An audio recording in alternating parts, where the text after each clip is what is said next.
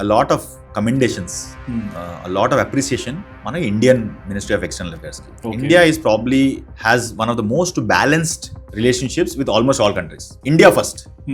నేను నీతో ఎంగేజ్ చేసుకున్నా అంటే నాకేంటి, రైట్? నాకు దాంట్లో if I'm not benefiting from that then cordial friendship ఉంటుంది మనం, అవును, right? But nothing more than that. I'm going to be cordial with everybody.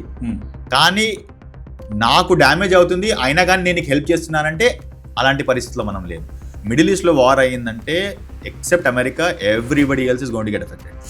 అవును, ఇండియాకి ఎఫెక్ట్ ఉంది అంటున్నారు. ఇండియాకి డెఫినెట్గా ఎఫెక్ట్ ఉంటుంది. గ్లోబల్లో 60% ఆఫ్ ఆయిల్ మీరు ఏ పెట్రోల్ ట్యాంక్లో వేసినా కానీ, మీరు ఎక్కడ వేసినా కానీ, అది 60% of that 50% of that oil comes from Gulf. It comes out from Gulf. ఆ గల్ఫ్ నుంచే బయటికి వచ్చి రిఫైనరీ అయ్యి మీకు ఆయిల్ మార్కెటింగ్ కంపెనీస్ నుంచి పెట్రోల్ బంక్లో వచ్చి మీ వెహికల్ వెళ్తుంది. అది అక్కడ that is a route. Drilling ఏదో మీకు మిడిల్ ఈస్ట్లో అవుతుంది, ఆయిల్ ట్యాంకర్స్లో రిఫైనరీ దగ్గర వెళ్తుంది, జామ్నగర్లో అది రిఫైన్ అవుతుంది. రిఫైనరీలో డీజిల్, పెట్రోల్, క్రూడ్ అని సపరేట్, నాఫ్తా అని సపరేట్గా, ఎల్ఎన్జీ అని సపరేట్ అవుతుంది. అది పెట్రోల్ ఏదైతే ఏదో ఆయిల్ మార్కెటింగ్ కంపెనీ కొనేసి వాళ్ళు పెట్రోల్ బంక్లో పంపిస్తారు. పెట్రోల్ బంక్ నుంచి మీ బండిలో వస్తుంది. అది రూట్.